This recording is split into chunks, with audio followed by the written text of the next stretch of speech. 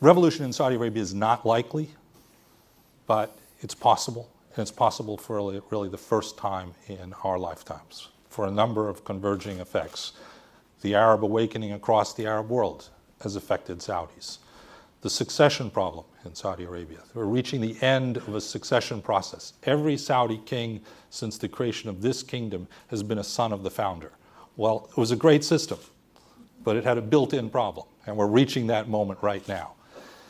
And those who are at the top are increasingly unfit for duty. The Crown Prince, for example, suffers from dementia, and some days he's just not capable of doing his job. The problem for the president, of course, is that the odds of persuading the House of Saud to reform itself into Minnesota democracy are 0 to 0. In fact, the more he presses, the less likely they are to do it. You don't turn an absolute monarchy into a constitutional monarchy, usually, unless it comes by force of arms. The impact, huge. You mentioned the European and Eurozone economy. What if half of Saudi Arabia's oil comes off the market and the price of oil shoots up? And it doesn't even have to come off. The psychological impact of the world's largest energy producer not being functioning effectively would be enormous, and the ripple effects in the small Gulf states across the Gulf.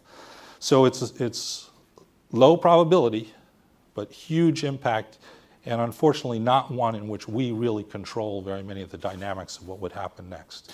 And what does this president do as he sees revolution fomented across the region?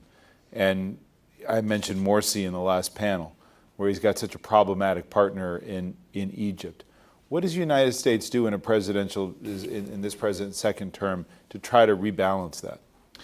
Well, you try to see if you can distance yourself a little bit from these regimes that lack legitimacy, as Vonda suggested. That's pretty hard to do. Mm-hmm. We've been in bed with the House of Saud since 1945. No one's going to believe that we're now somehow stepping back and urging reform and democracy in Saudi Arabia. It's just not going to pass the credibility test any more than Jimmy Carter's attempts to walk away from the Shah of Iran convinced the Ayatollah Khomeini for 1 minute that there was a difference.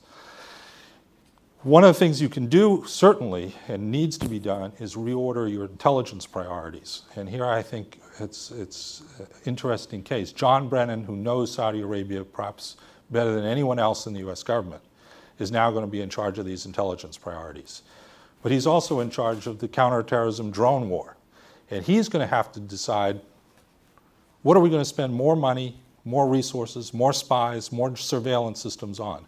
Monitoring for preventing the next 9/11 versus monitoring for preventing the possibility of a revolution or knowing it's coming, which, maybe a 10% possibility.